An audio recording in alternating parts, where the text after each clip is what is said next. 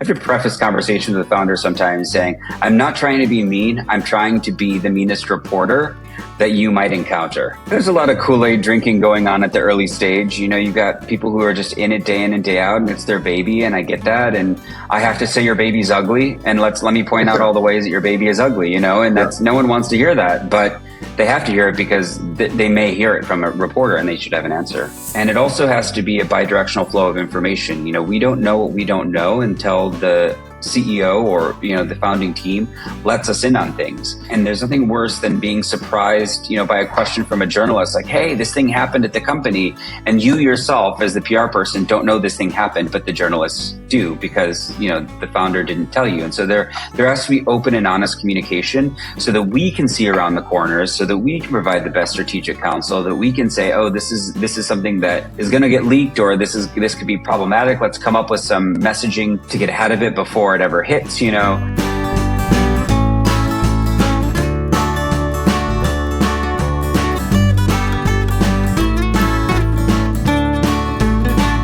and welcome to another episode of Seed to Sequoia. Today, I'm super excited to have Aaron Endré with us.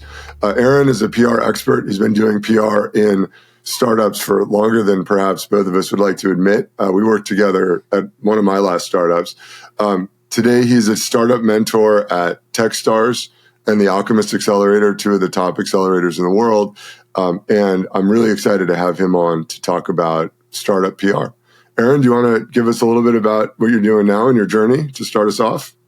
Absolutely. Thanks so much, Alex. I would also add Startup Bootcamp to your list of accelerators and incubators that I work with and mentor the founders. So, I've been working in PR for about a decade and a half. I got my start actually in the very sexy world of servers and storage and cybersecurity and databases, all things enterprise data infrastructure. And I was working in the Bay Area at a couple of different agencies, and then moved in-house at a startup, heading up PR in the content collaboration space.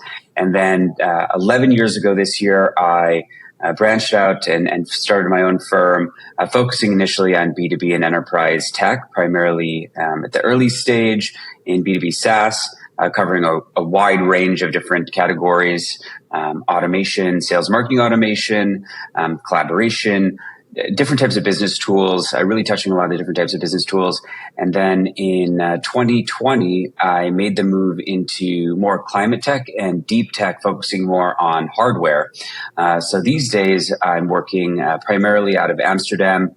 Obviously, I'm American. I also have my operations in San Francisco, but primarily working out of Amsterdam, helping European early stage tech companies get noticed in the American, in the US and broader English speaking media markets. There's so much innovation happening here on this side of the pond, and yet a lot of the attention is still focused on the American market. So I'm pretty agnostic in terms of where my clients actually are. I have clients in the US and the UK, even in Latin America, also here in Europe.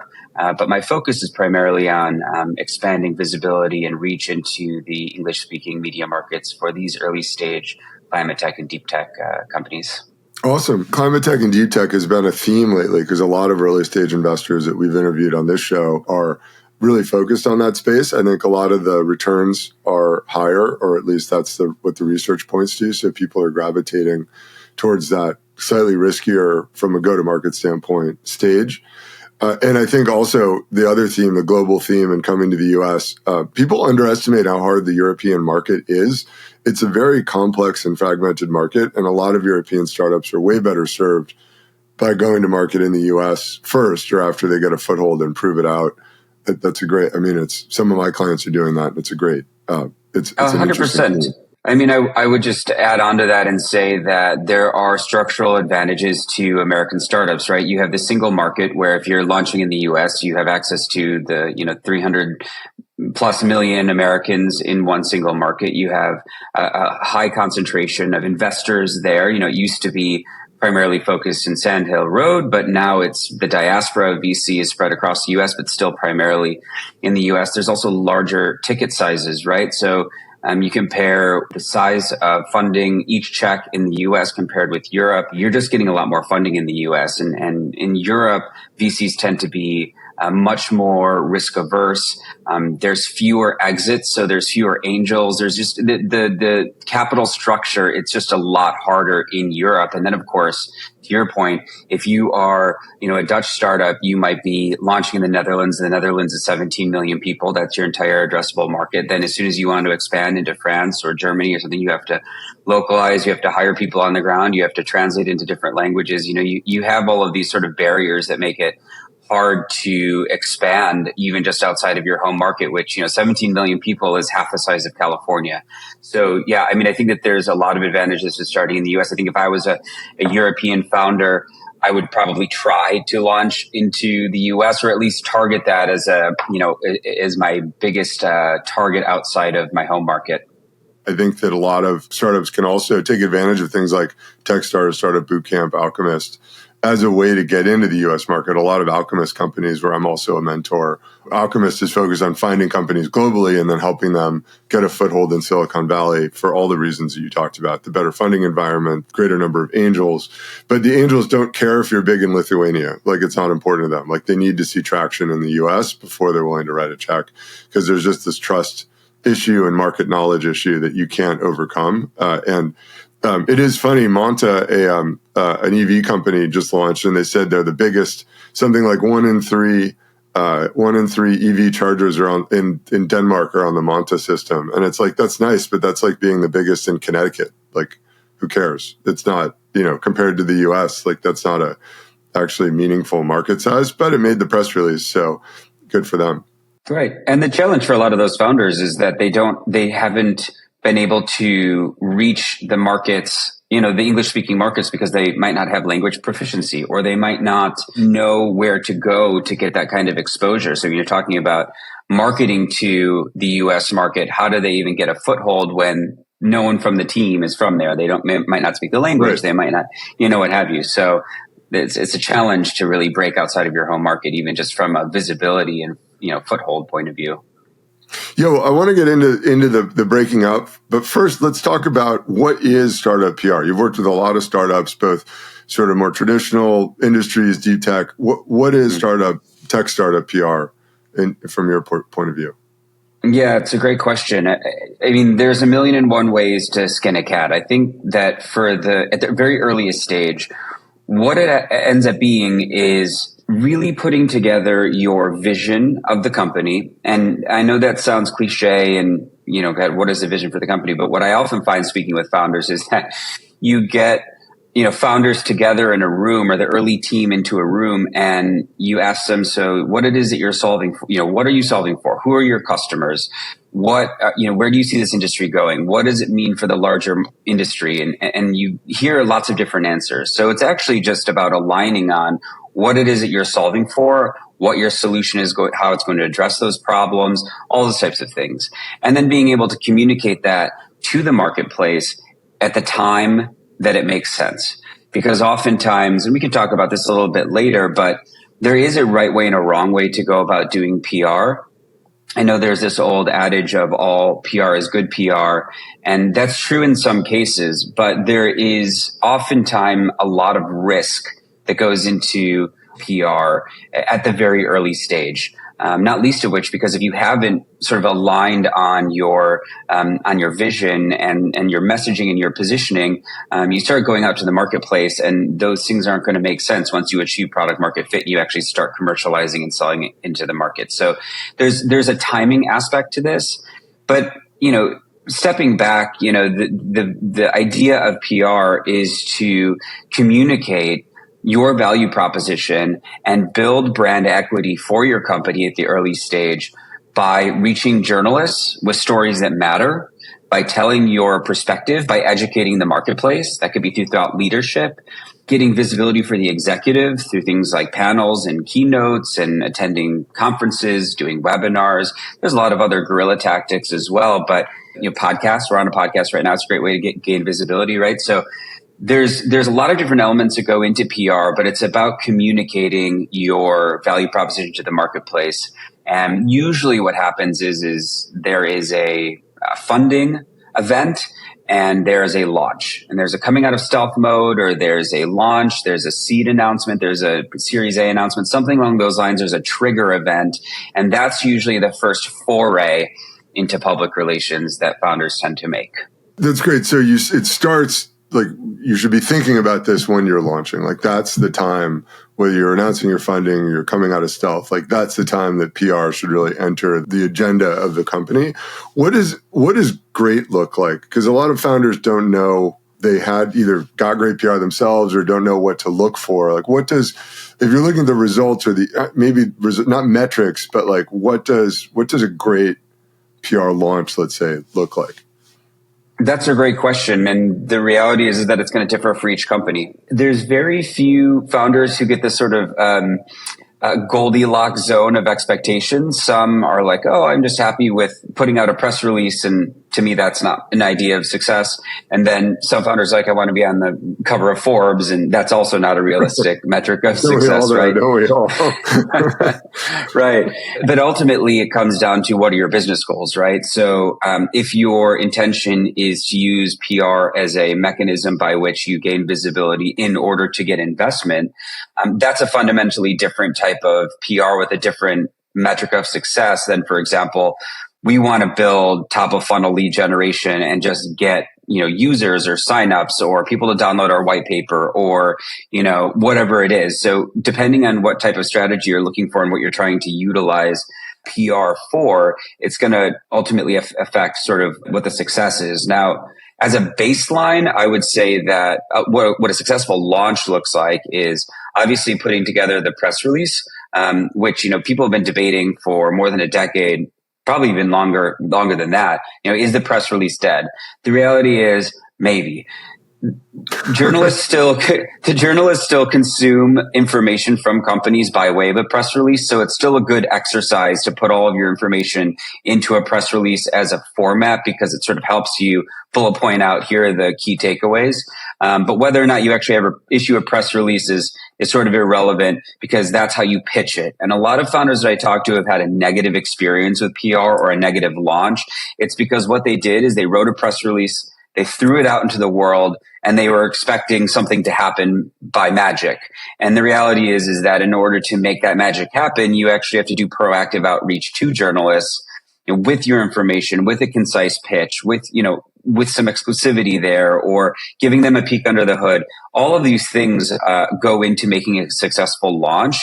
And a successful launch to me is, a few pieces of feature coverage. I mean, I've seen launches where there's, a handful. I've seen launches where there's dozens.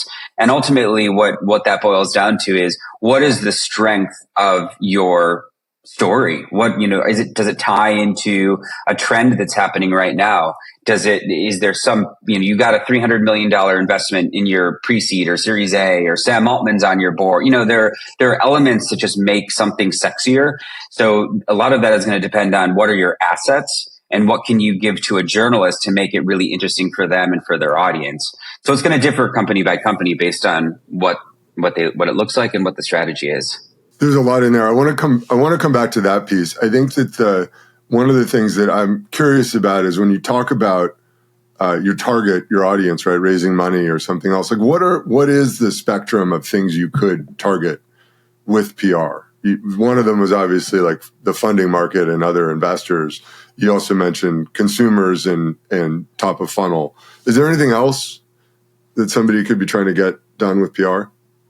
Absolutely. I mean, there's a number of different, like every company is going to have a different audience as well. I've worked with companies that work with the public sector a lot, and government and military organizations. All these things have different, they consume media differently than consumers do or businesses do. Businesses, decision makers will attend webinars, for example, whereas, if you're trying to sell a toothbrush, you're not going to sell it to people by way of a webinar, So who you're trying to target is going to affect sort of how they consume information.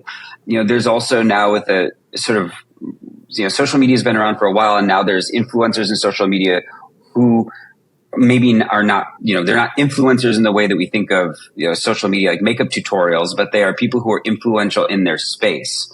on the business side or on the government side or what have you. And so reaching those folks who can advocate for you or be a sort of ambassador is another way to reach audiences. But it's going to, part of what we do with PR and marketing strategy at the early stage is really identifying who is your target audience.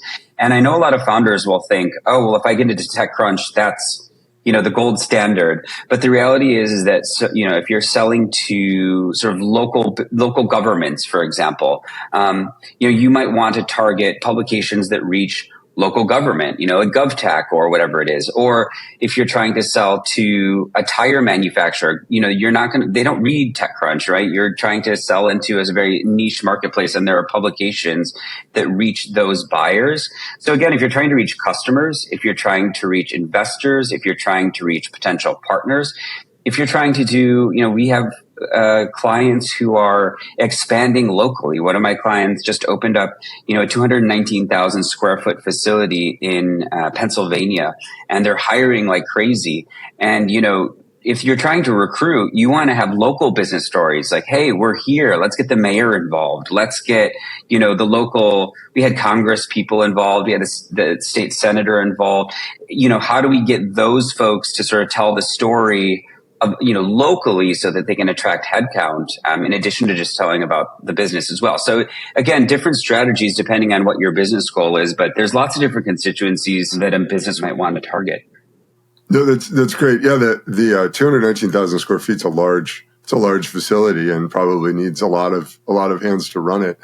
When you talk about the outreach, going back to your last answer, there were different targets there, and some of that what you just talked about was, look, if you're trying to reach a government employee, don't go where the tech employees go where the government employees go, which makes sense. But it begs the question, who's doing the outreach, right? Is at early stage and later stage?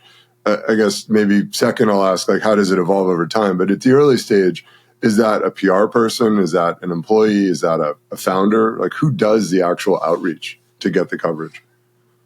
Yeah, that's a good question. I think it's going to depend on the savviness of the founder and, their early team. I often advise founders to do, the majority of their PR work internally because, it doesn't usually make sense to hire an external person.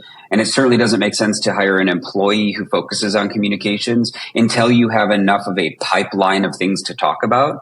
So until you're doing, announcements once a quarter or once a month, or you have, a regular churn of news or things to talk about, or you're really going hard on events or creating content or things like that, it usually doesn't make sense to hire someone. So if we're talking at the early stage, sort of pre-seed level, seed level, you can probably do a lot of that stuff in-house. Once you start getting into, the later stage, once you want to actually put together a formal launch and that kind of thing, I generally recommend hiring someone who has domain expertise. And by hiring, I don't mean an internal employee. I mean going out to either a small boutique firm or a freelancer. Usually the agencies are going to be out of budget.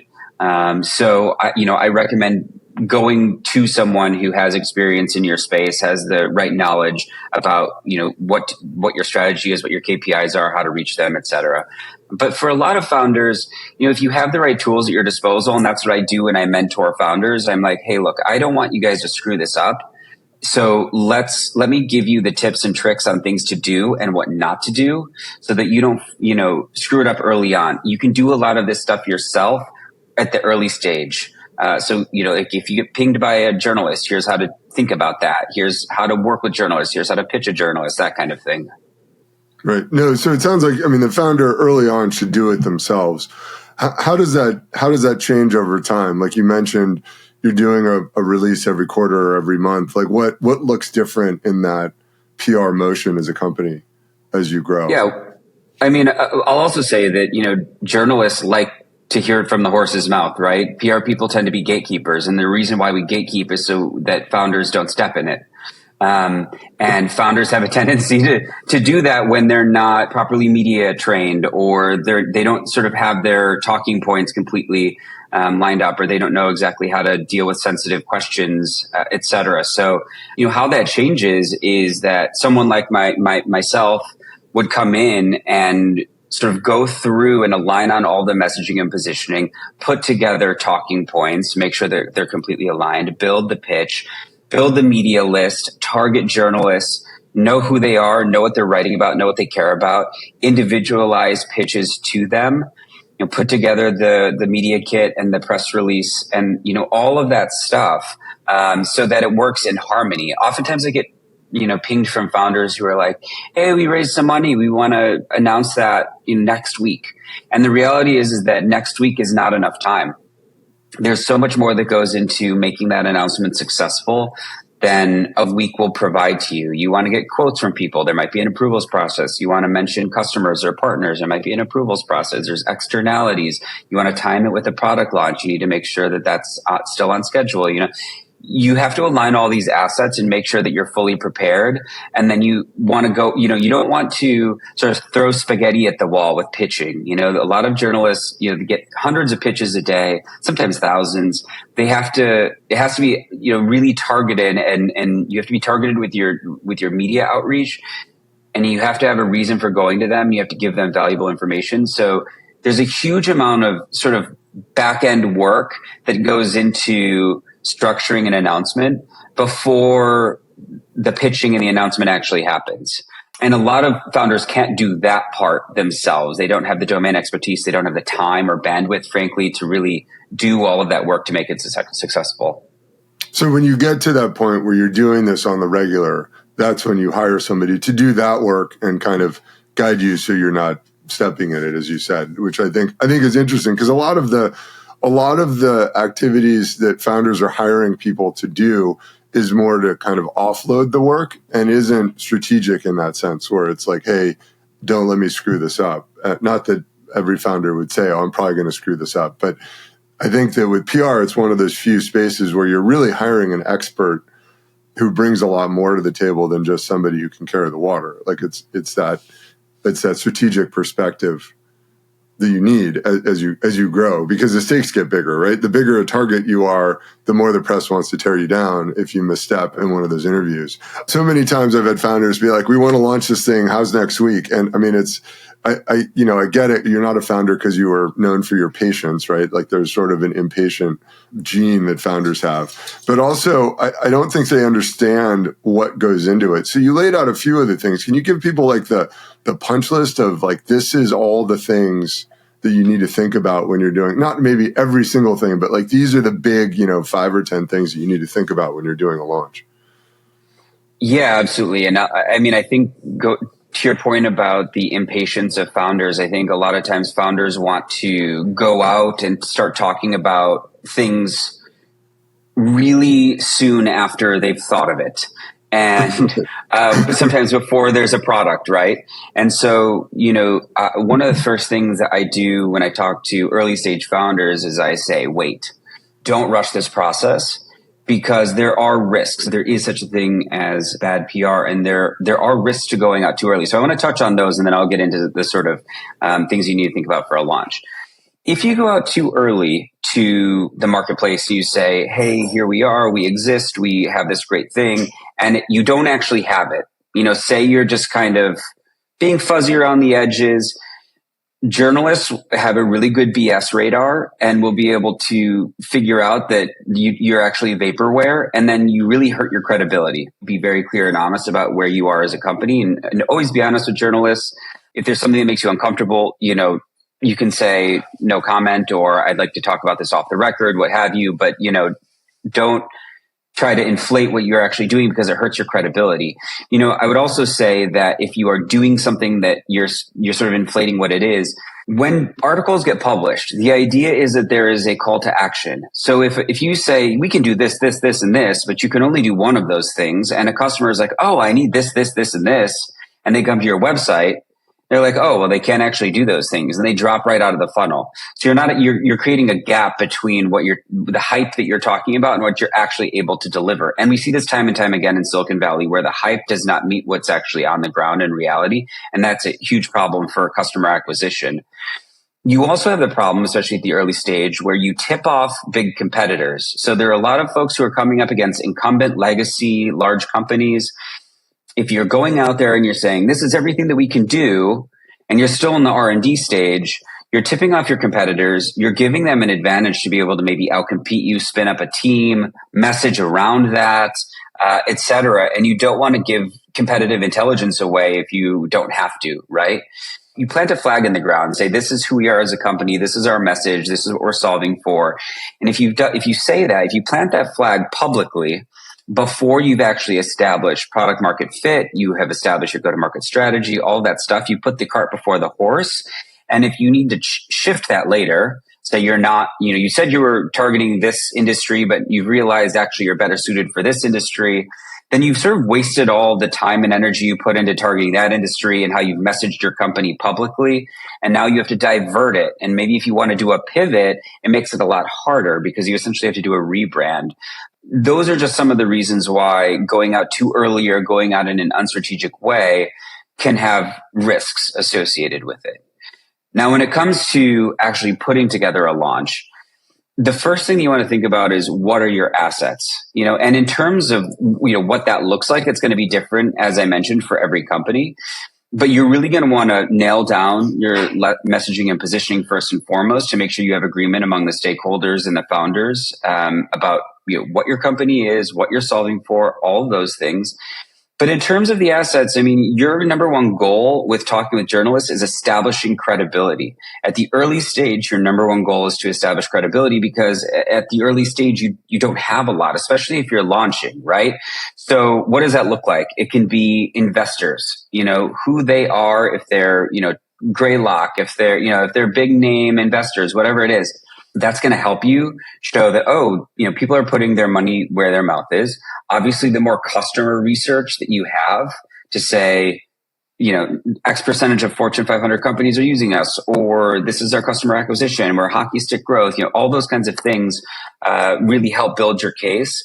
Customers, research, if you've got data from McKinsey or Forrester or IDC or, you name the analyst firm, you have some independent analysts saying, this is a problem in the marketplace and, this company is emerging or what have you. All of these things help to establish you as a credible player versus just an idea, like a solution looking for a problem.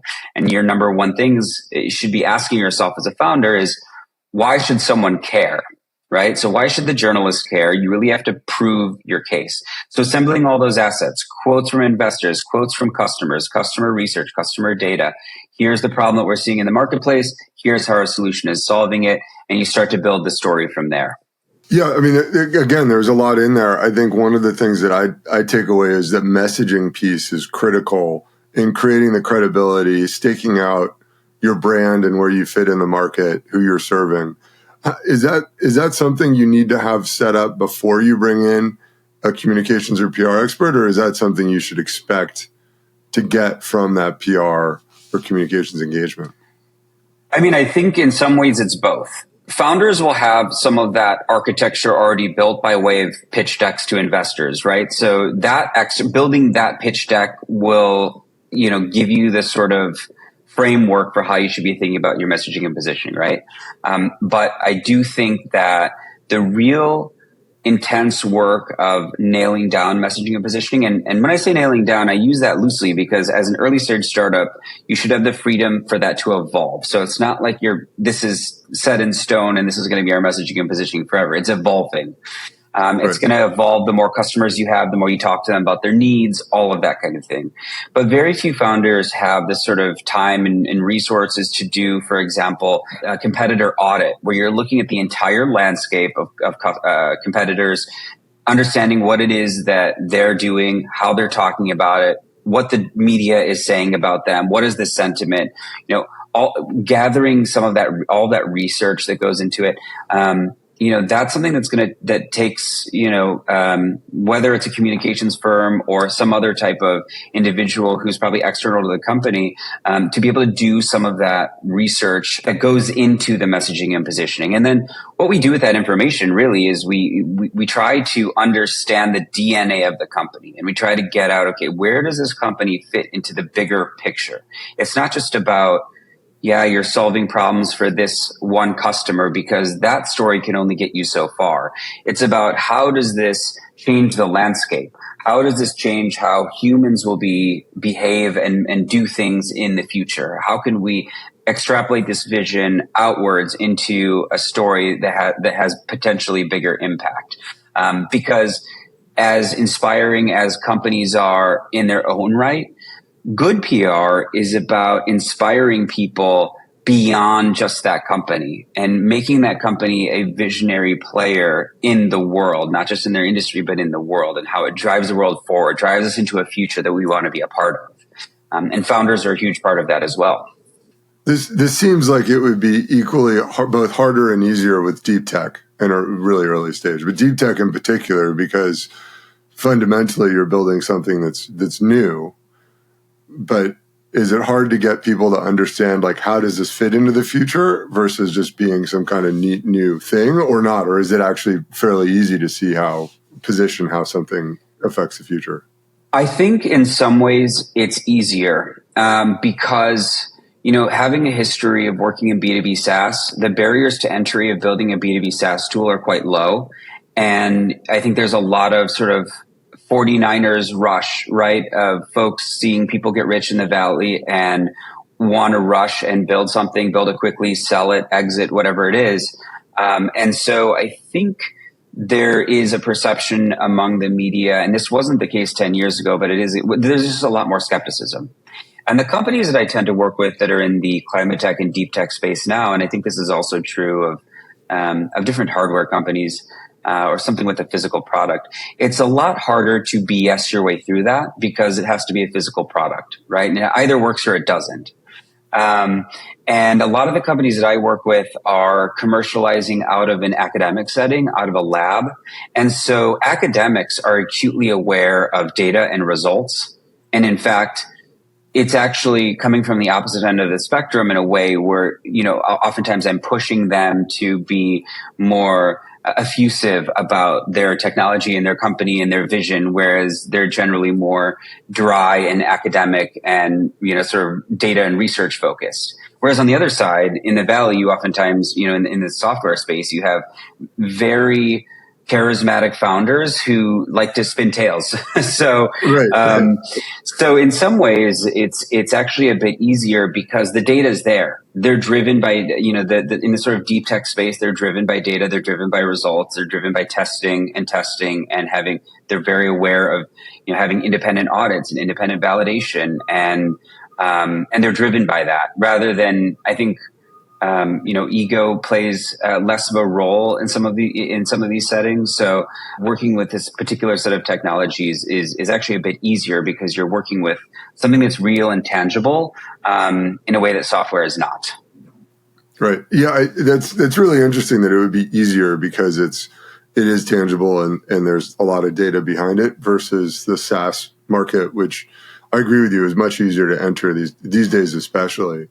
So talking about the way that people measure PR, we talked about a lot of the things it can do. I think one of the risks is that you just dump it into a HubSpot dashboard of metrics, right? Like how many articles did we get or how many visits from, but how should people think about the metrics of PR? Like what is, we talked about what good looks like, but like how do you on the daily or when you do a launch, like how do you think about PR driving business metrics, or should you even think about PR driving business metrics?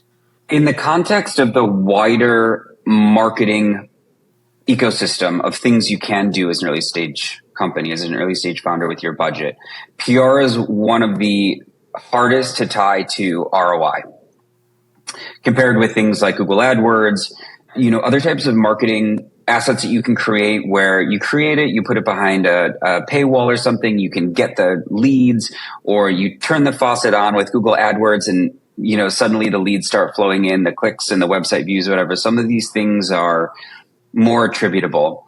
PR is a long game. Very rarely do you see the results of PR in days or weeks. Usually you're measuring in months. And some of it is, we have a very specific goal of getting new customers, and we can take a look at the baseline. So we can take a look and say, okay, here's, what customer acquisition looked like before PR. Here's what customer acquisition looked like after PR. Did it move? Did website visits increase? Did registrations increase? Did investor requests increase? Or were we able to close sales faster? Another thing about PR is that, that having that third party evidence when people Google search you can also increase sales, decrease the time it takes from a lead to close, not just customer acquisition, but also actually the sales process itself. It's all evidence, right? There's other metrics that you can use. I think part of it is taking a look at the baseline and taking a look at what it is afterwards, across several of these metrics. But I also think that there's a part of it that is you have to be on the offensive as well as defensive. So if you're in a crowded marketplace, name an industry, and you go to the industry conference and everyone is there except for you, your lack of presence also means that your competitors are gaining that advantage over you. So part of it is also a defensive strategy against what your competitors are doing, as well as giving yourself an advantage in those other ways. The offense versus defense is super interesting. I remember I always, as a founder, hated conferences because I think people really underestimate the distraction and the lack of productivity and the cost that a conference imposes on a company, especially a senior executive versus sending the sales team or something. Like it's really costly. But and I always working for startups, I thought, it's better to be scrappy with the little folding table and the crappy banner and come off as the really hungry young startup thing. But people like buying from the established companies. And if you're not going to the conference, like you said, or you have a really lousy booth compared to your competitor, like the human mind trusts the competitor in that context, and not the scrappy company that looks a little bit sketchy that has a booth with a crappy banner. Right. We want to avoid sketchy as an attribution. Well, right. I mean, there's stories of Amazon going and camping out across from Barnes and Noble back in the early 2000s, and Barnes and Noble would have this huge booth with coffee and food and everything, and Amazon would literally have a folding table, the little sign that said Amazon, and they were doing author interviews and recording them, and they'd record them on a flip camera, which I don't know if you remember the flip camera, but before cell phones had cameras, flip was kind of the same form factor and ease of use, and they'd record it on the flip camera, and that would be the author interview, on the Amazon website for the book. Right. Obviously it worked out fine for Amazon, but they had a lot of other things going for them. I think it's easy to draw the wrong conclusion from that story. There's a time to be scrappy, but it's if you're up against well-funded competition and you're in the conference environment, looking like the poor weird stepchild is not going to help you close that deal or close it more quickly. Right. And I think what you were describing before was a bit of guerrilla marketing. So when I worked inside of a startup, the last time I worked inside of a startup, their main competitor was Microsoft SharePoint on the collaboration side. And so SharePoint would have its annual conference, and the startup that I was working for would hire a marching band and march it through during right next to the conference, right when the keynote was happening. It was extremely disruptive, and everyone was like, what's going on? And people were taking photos and videos, and it went kind of viral, and the journalists, would make big hay about the fact that this scrappy startup was, at the Microsoft SharePoint conference making a ruckus and disrupting, the CEO and that's probably a pretty doing their thing. Right. Exactly. So that's one thing. But when you're at a conference of your equals, ostensibly your equals, and you're nowhere to be found, or you have a crappy setup compared to what they have, then it looks off. And in that case, it's like if your competitors are spending tens of thousands of dollars on your stand, and all you can afford is having, just like a random booth with a banner, it's almost like don't go, because you're not going to look that great by comparison. But there are a lot of things you can do at events that don't require any cost, right? One of the things that we focus on, because we work with early stage startups, is putting together an entire calendar for the year of all of the events that are relevant to the company, and then going to the organizers one by one and figuring out what participation looks like, and focusing on free speaking opportunities, of which there are usually many, but you have to work in advance. This is why it's usually not like a turn the faucet on and you start getting results. It's like we could put together a speaking abstract and submit it to an event, 6 months in advance before it actually happens, right? So those things are longer tail items, but having a presence at those events, I think, is really impactful. And you can do it for free as a startup. You just have to think about it in advance. Speaking is the best. I mean, I think if you think about your conference attendance and also PR strategy, right? Being at the conference, that's nice. But speaking at a conference gives you that third party credibility that somebody who everybody respects because they paid money to come to their conference thinks that you're worth putting on stage, even if you paid to be on stage, which I used to really frown on, but I've learned over time is still sometimes worth it. Is because some conferences in some industries, like that's just how they work. Like the only way to be on stage is to have paid for it. You talked about a faster sales cycle. That is the fastest, best way to get more growth is to shorten your sales cycle in any business, whether you're a tech company or an old line company. And anything you can do to do that, if being on stage PR conferences does that, it's worth the attempt for almost every company. I mean, it gives you faster learnings, right? If you have a shorter sales cycle, everything else becomes faster. All the learnings become faster. So we've hit on a lot of things that you should be doing or should be thinking about. I'm sure people make mistakes with PR. What are the big mistakes that people make that make an impact, right? That there's no easy undo button. Well, going out too early for all the reasons we mentioned, if you go out too early and you kind of fumble it, then the toothpaste is out of the tube. So from my perspective, a company has not launched or is pre-launch if a journalist has never written about them. And I've worked with companies that have been in selling products for years, but they've never pursued PR before. And so I'm like, well, we're going to launch. And they're like, well, we've been selling for years. I'm like, yeah, but as far as the media world is concerned, you haven't launched. So let's put together a launch strategy. So going out too early and not really knowing how you're going to do that and kind of fumbling that is one risk. I think that not being prepared for every journalist interview is a really easy way for founders to step in it. One of the things that I do for founders is put together a comprehensive list of questions. And one of the things that I was told early on in my career was when you're working with clients, be at least as tough as the worst journalist.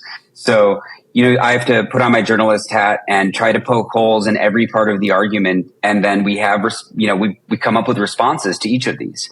And then we work through it again and we work through it again and we do mock interviews. That way it's internalized for the founder. That way, whenever they get a question from a journalist, they're prepared. And it might not even be related to their company. It could be related to something completely else, something else that's happening in the news or whatever it is. And you just have to be prepared for getting any type of question. And a lot of times founders, walk into a briefing with a journalist thinking it's a conversation with an old friend. And the reality is that there's almost diametrically opposed objectives for the founder and the journalist. The founder wants to get this company exists and it's the best company in the entire world and everyone should go check it out. A good journalist is not going to write that story. They're going to write a fair and balanced story. They're going to mention your competitors. They're going to talk about your weaknesses.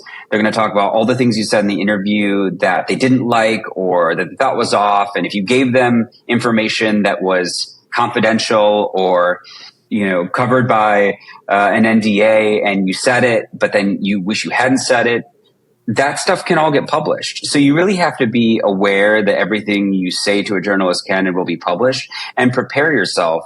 The other thing I would say is a lot of founders try to boil the ocean. And I mean that in terms of trying to, especially at the early stage, trying to target too many different types of industries.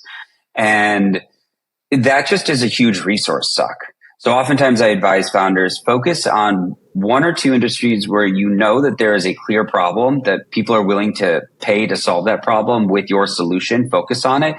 And it also makes marketing and PR easier because you can define your key messages for each target audience and go out to those publications that reach that target audience much easier than if you're just trying to, throw spaghetti at the wall. We call it a spray and pray in PR, where you just are like, give me the email addresses of 10,000 reporters and I'll just send the same pitch to everyone. I mean, it doesn't make you look good. You get spam reported. It's just not a great look for anyone. And, So I would just say, don't boil the ocean, be strategic, be targeted, and be targeted with your messaging and positioning, because then you're actually going to reach the people that you can service at this particular point in time. And then as you grow, you expand your messaging, you expand your marketplace. Well, so a lot of what you talk about is kind of tactical for a more strategic thing, right? You're trying to get customers. You said it can take months, but still, you're still trying to get customers now for the product you have today, or when the press comes out. And so saying that you're going to be the best thing since sliced bread for every industry is a lot less productive. I mean, I've done this myself personally. You tried to talk me out of it. You were largely successful, but I still did a little bit of it. I think that there is this notion, two conflicting motivations, right? One is investors want the next Google. So if you go into them and say, or Amazon or whatever, you go in and say, hey, we're just selling books online. They'll be like, well, could you be bigger? And it's hard to say, no, we can't. Like right now, we're just going to sell books, but eventually we have the story where we'll sell everything. But right now it's just books. I think it's tough in the current environment to go in with a pitch that's like, hey, we're just doing this small thing right now, but eventually we'll get to it. And then, the other piece is that technical founders especially know what the product can do. And so they're like, well, it can do all these other things. And they don't appreciate the economies of scale, or opposite of that, when it comes to marketing and sales, right? Going to all the conferences for the aviation industry is different than going to defense conferences. Even though they're adjacent, they're actually very different conferences with different reporters, different publications, right? And then you throw in, I don't know, manufacturing or some other solar or some other thing that same technology might apply to, right? And it's like, well, that's a totally other conference circuit, totally other set of reporters, totally other set of publications. And you mentioned influencers, right? The influencers are different. Like everything's different. How they talk about it's different. If you talk about international, right, now you've added a third dimension to this whole mess, that if you just said, hey, we're just doing this one thing, aviation, or just solar, right, it's still complicated and it's still kind of a big market, but you don't create all that extra complexity. So I think there is this weird dynamic where investors and technical founders want it to be bigger than just the one market, but it's still the winning strategy to focus at first. And I think it's great to hear, like, a strategic thing like PR still needs the focus. Like, you still, even if you're playing the long game and you want to sell everything online, like, focus on books in the beginning and get there, but don't get there like all at once. Take your time. All this stuff you talked about, going out too early, not being prepared, boiling the ocean. Like, I think that they're all, they're all fundamental. Some of them, however, you'll figure out you did it wrong sooner than others, right? You mentioned like mentioning something confidential in a call. Like you'll know that pretty much right after it comes out of your mouth, and have to deal with the consequences. But the other things, like, how can you tell when you're doing these things wrong? Like, how can you tell that you went out too early, or that you're trying to go after too many markets at once? Like, are there things that you can look for? Yeah, I mean, it's going to be hard to know right away. You start to see that over time, especially as the business evolves. But I think, it also depends on the maturity of the marketplace that you're in. A lot of the companies that I work with are in very nascent emerging marketplaces where there are not too many players who have really established themselves as big names.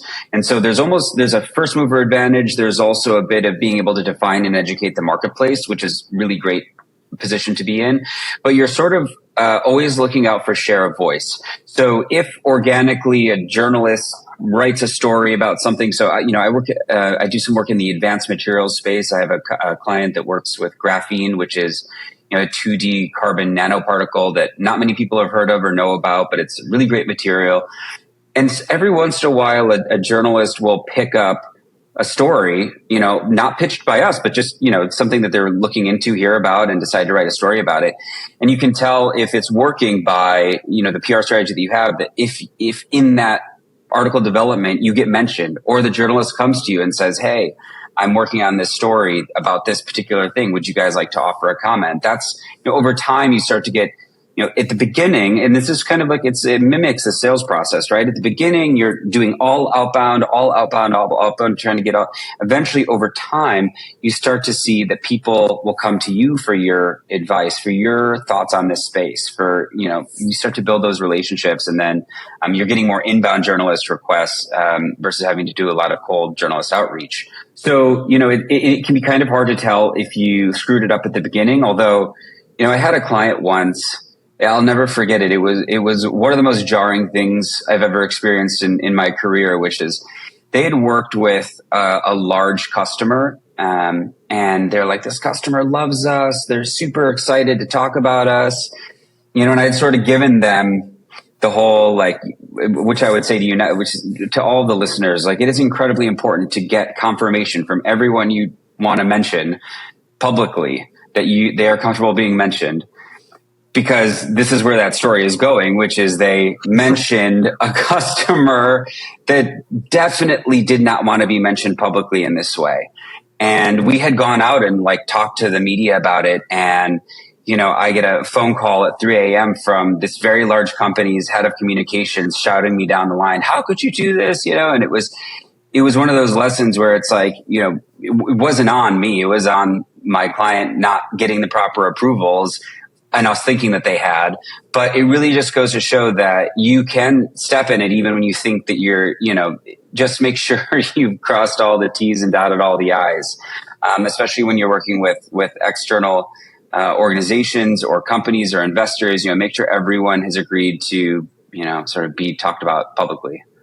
Yeah, no, that's a fast feedback for sure. And I think, I don't hope it didn't cost them the customer, but it can definitely hurt that relationship for a long time. The nice part of that story is that we contacted the journalists that we'd spoken to. They decided to pull the story. So it never actually made it out into the world, but it was, and the reason why the customer had found out about it is because the journalist had sort of contacted them and asked them for a follow-up quote. And so, we were able to put the genie back in the bottle, thankfully, but it was not pleasant.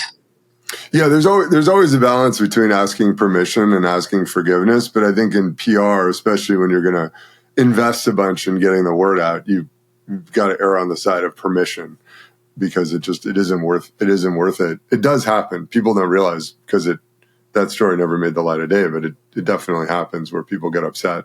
Even if you think they shouldn't be, even if you think you're doing them a favor, they may not see it that way. And for early tech companies, sometimes it's very Machiavellian, but they view it as their own strategic advantage to know about you, and they don't want their competitors to know that they're working with you because that would tip their hand. And you're the secret sauce. Exactly. Right. I mean, you have to be careful. You don't want to necessarily be that way. That's why you want to run your own PR and have your own communications and not just depend on customers. But yeah, it's a risk. So, and to that point, just before, if I could tag on to one thing, one of the things I recommend to founders is to actually put in your terms and conditions, and you sign an LOI or an MOU or a contract or what have you, to actually include marketing strategy to discuss the partnership or, customer relationship. That way you've already established. So what are the rules around talking about this? Can we use the logo on the website? How are we going to socialize the fact that you're a customer? And if that way you don't have to go back to them later. I mean, you should always go back to them anyway, as you're sort of going to be talking about them and just reaffirm, but you've preempted that conversation by saying, we do want to socialize this in some way. What are your policies around socializing this? And if it means giving them a discount or giving them a free month or giving whatever it is, it's usually worth it to be able to socialize those things. It's a huge asset to be able to talk about your customers. And one of the things that, is super helpful in B2B and enterprise tech is to be able to create case studies and white papers and leverage that data. Being able to collect that customer information and utilize it and create case studies and white papers, that's going to be a huge asset for you. If you get roadblocked by your own customers because you didn't put in your terms and conditions, or they're kind of ghosting you because they don't want to do it and they don't need to do it, so why are they going to get back to your email asking to do it? You just want to preempt that if you can. Yeah, I think that's great advice. And I think that's also good advice if they're asking for a discount. If you have an early customer doing a pilot or an MOU or something else, and they really want a discount up front, it's a reasonable ask to say, okay, if you're bringing your brand to this and that's why we're going to do this for a discount, then we need the PR value of that. That's how we get value in exchange. And so completely reasonable and principled. Great advice. There's one thing that we talked about before we jumped on or before we clicked record that I thought was really useful, which is this concept as a PR advisor that your customer is always right or not. And I think you mentioned sort of, there are two kind of threads here. One is choosing your PR advisors. How do you pick a firm? What should they cost? That sort of thing. What's stage appropriate, as one of my friends likes to say. So there's that, but there's also this, like, as a customer, as a founder, should they be doing what I tell them or should I be doing what they tell me to do? So I don't know what order it's easier to take those two questions in, but like, how do you pick that firm and how do you listen to them or how do you get the most out of that relationship? Great questions. I think there's a lot of different criteria by which you can, evaluate different service providers. I think for the early stage, generally an agency, particularly a brand name agency, is going to be really out of budget. I mean, their minimums are, $20,000 to $30,000 or more per month, oftentimes much more. And I've worked at those, and I've worked at smaller agencies, and I even, the sort of $10,000 to $15,000 a month is going to be out of budget and usually out of scope as well. Because in order for agencies to work the model that they do, they usually give you a dog and pony show with a senior executive, director level person, and then they hand you off to someone right out of college, and that's your day-to-day contact, and that's the only way that they can make the margin work for the agency model. So for larger companies, it actually works because they have, you might have a team of 5 to 10 or even more people, and so you actually do get a lot of value out of it. But for the early stage, the only way they can make it work at that lower level is to do that. So you generally are not getting the ROI. In my opinion, if I was a founder, I wouldn't go to an agency. I also would not hire someone internally at that stage. People who you hire internally have the most loyalty and commitment to the brand. And so they're the ideal person to be able to communicate it. So, in an ideal world, you have someone who's your VP of marketing communications or head of comms or PR manager, PR director, something like that.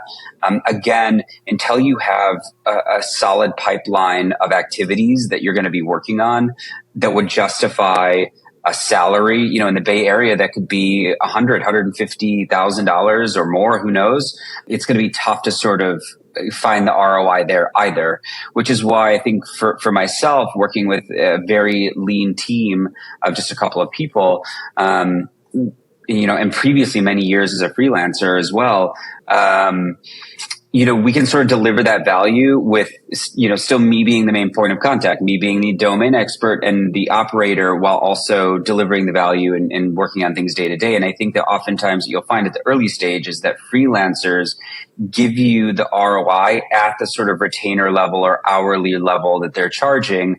But you have to find the right one, right? Because hiring someone who does, who has a background in consumer, beauty PR, for example, it's a whole different world from doing PR and marketing for servers, for example. So, you need to make sure that you're hiring someone with the right domain expertise, with the right relationships. But I would also caution folks from, one of the metrics that I often hear from founders is like, well, who do you know? And I get that question a lot from founders. Who do you know? And the reality is that I could, cover the ground in business cards of journalists that I know, but none of them are going to write a story just because they know me. I tell some folks who ask me that question that I was a groomsman in a wedding between an editor of Bloomberg and a writer with TechCrunch. They're not going to write a story just because it's one of my clients, right? Even though we're really great friends. The reality is that there has to be a there. There has to be a story there. And so it's not necessarily about how many, what those relationships look like, although it definitely is, a foot in the door. It greases the skids a bit to have that existing relationship that, journalists trust me and they know I'm not going to just like spam them or give them BS. But there really has to be a story there. So don't necessarily judge, a service provider on that. for early stage, I do think that, hiring a very small boutique firm or a freelancer is usually the right way to go. Someone who has expertise in, other non-competitive clients in the space might be a good option. One thing to hit on, your Bloomberg story is a great one. I think a lot of the story is listening to the media, right? Like when we worked together, it was an AI company. We wanted to talk about the ROI of the AI. And you were like, people really care about the ethics around AI. And all the stories that were published about us were around that ethics theme, because that's what journalists were interested in, even though the founders, me in this case, didn't want to talk about that. We were like, oh, that's noise. Like, it's too early. Nobody cares. I mean, now I think you're completely right, by the way, now that we're in this LLM world, like the ethics are becoming super interesting and complicated. But I think that even at the time, you already had a nose for, hey, this is the story people want to talk about. Having a PR advisor that has a nose for that is really important, because it's one thing to package up the messaging of the company, but it's another to really have a finger on the pulse of what people are interested in writing about, because that's how you end up getting mentioned a lot. Because if you then become, oh, I'm going to go to that guy because he talked about ethics and writing another story, like that's how you get all those mentions you talked about before organically showing up on the doorstep. Right. And at the early stage, it's really hard to make the story. So oftentimes you have to do what's called, what you were just describing, which is called trend jacking or news jacking. So it's figuring out what is the pulse, what do the media already care about before it gets to be oversaturated. Right. So companies now, they're like, we're a generative AI company. It's like, okay, but there's been now, if you'd come to us a year ago, then you would have been riding that tidal wave. And now it's a little bit past it. So you have to know what the timing is so that the media environment is ready to hear what you have to say. So it's hard to make news, though, as an early stage startup. You oftentimes have to figure out, what does the media care about at this moment, or what are they going to care about in a couple of weeks versus, if you're too late to the party and there's been a million stories written about this topic already, then you're probably not going to find much room to go anywhere with that.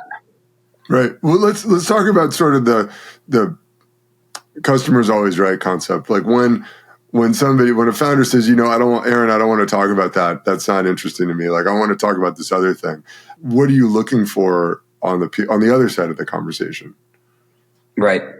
A patient will come to a doctor and say, I have this pain, and the doctor will say, okay, here's what it is. And the patient can either say, okay, or I'll get a second opinion. At the end of the day, it's the founder's choice. Where I think that, we have the advantage in this conversation is that, founders come to us for our expertise. I don't think many founders come to me and say, I know how to do your job better, so I'm going to tell you what to do. Now, I have had situations where that is the case, and I will say, here's all the reasons why I think that's a bad idea. If you want to do that, either we can do that and you can expect to have these bad results, or sometimes if I think it's going to materially affect my relationship with a journalist or my reputation or something along those lines, or it's out of scope or unethical or whatever it is, then we'll just not work with that client anymore. And I've had to, I don't use the word fire clients, but I've had to fire a couple clients, or it's like this working relationship is a little bit too much of the tail wagging the dog. And we're not just operators where you tell us how to do our jobs and we get micromanaged that way. It's more about, we'll give you strategic advice. We'll give you multiple paths. Here's what this path looks like. Here are the expected results. Here's how much it costs. Here are the different paths. And if you say, well, I want to do this thing all the way over here instead, and we advise against it, then we're probably not going to do that. And I think when I speak with founders, 9 out of 10 founders who say they've had a bad experience with PR, it's either because they, sort of just throw a press release onto the internet and it disappears into the ether, and they think that's PR. And they're like, well, nothing ever happened with this press release that we threw out into the internet. And it's like, well, there's actually a whole myriad of things that you need to do to sort of back that up. But the other thing is that they worked with an agency, and either the agency just didn't do a good job, which, there are tons of PR people out there who give me a bad name and who give the industry a bad name, or because they sort of thought that they knew better than the PR agency and didn't follow their advice. And then it went sideways, and the PR agency, they just kind of thought that PR was bad or didn't work or whatever. And the thing is that I work a lot with technical founders, and they're super, super, super smart in so many different ways. And I love working with technical founders. I find it fascinating to work with primarily PhDs, and I'm not a PhD, but I like to think I can play one on TV, especially when in front of journalists. But I'm not a PhD. They're experts in what they do, and I would never claim to know the ins and outs of the technology at a molecular level. But they trust me because I know what I'm talking about in terms of media strategy and marketing strategy and how that works. And so that trust has to work, and it also has to be a bidirectional flow of information. We don't know what we don't know until the CEO or the founding team lets us in on things. And there's nothing worse than being surprised, by a question from a journalist, like, "Hey, this thing happened at the company," and you yourself, as the PR person, don't know this thing happened, but the journalists do because the founder didn't tell you. And so there has to be open and honest communication so that we can see around the corners, so that we can provide the best strategic counsel, that we can say, "Oh, this is something that is going to get leaked, or this could be problematic. Let's come up with some messaging to get ahead of it before it ever hits," something along those lines. Those are things that you want to clue your PR team into so that they can provide you the best strategic advice versus keeping things close to the chest, dictating, how it should all go. And that just doesn't make for the best working relationship. It doesn't lead to the best results. It's great advice. It's tough. It's a tough balance. I think that you hit on, not being a PhD, and there needs to be the same respect of the go-to-market team and PR specifically that you would have for another technical expert on something, because there is, without question, an expertise to doing PR successfully. And like PhD research, it takes a while to find out if you got it right. So, if you're going to dictate, you can really hurt yourself and not know it for a few months. So this is incredible. Is there anything else that you wanted to cover? We should have talked about questions I didn't ask, or? No, I mean, I would just say that, one of the things that I do for founders is I host a PR 101 bootcamp quarterly, free of charge, especially for climate tech and deep tech, just to talk about these things further and to answer questions. I do a lot of mentoring and counseling as well for founders. So, one of the things I would love to do is just invite your listeners to join me for the next one and get to know some of these things on a little bit deeper level and apply them to their business strategy. And so you can find me, on LinkedIn to be able to do that. Great. Yeah, no, that's great. Well, so that's a great resource for people, and they should definitely take you up on that. Before we go, I ask everybody the same couple questions. First one is, what are 3 best practices that you wish every founder would do? Doesn't have to be on PR, can be on any subject. Yeah.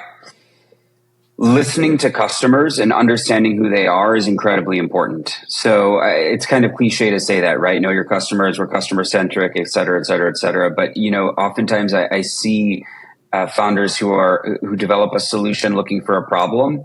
And that's just really, really tough. It's a really tough place to be. So understand your market, understand what your customers' pains are, and be able to articulate those. And so I would say that, we've talked about going out too early. So understanding the timing that's going to be beneficial for your company and really sticking to that.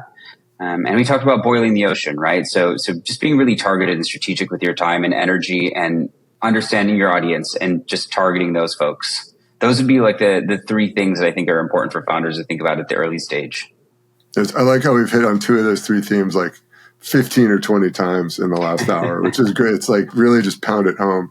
What's the best advice you ever got?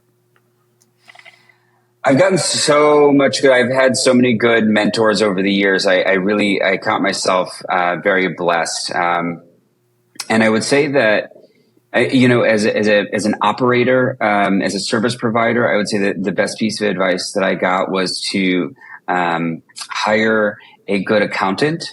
Especially because I work with companies that are overseas, and understanding the complexities is really, really important. But as a PR provider, I would say that it's really to think with your journalist hat on. Be skeptical. I have to poke holes in. Sometimes I have to preface conversations with founders sometimes saying, I'm not trying to be mean. I'm trying to be the meanest reporter that you might encounter. And so, I really have to put my journalist hat on and really do that. And so that was something that I was taught very early on in my career from my very first boss. And she was like, you just remember that your job is to be that reporter, be skeptical, ask really tough questions, make sure that your clients are prepared just in case. That's great advice. Both of those things. I think the accountant one hasn't come up before, but it's really good advice.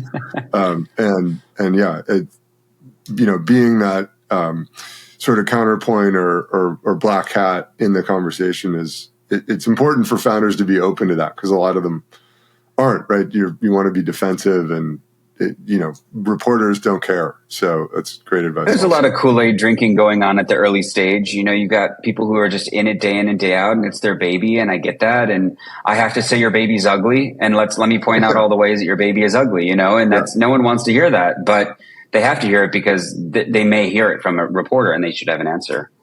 Right. No, it's true. It's so true. Well, so on the way out, where can people find you, Aaron?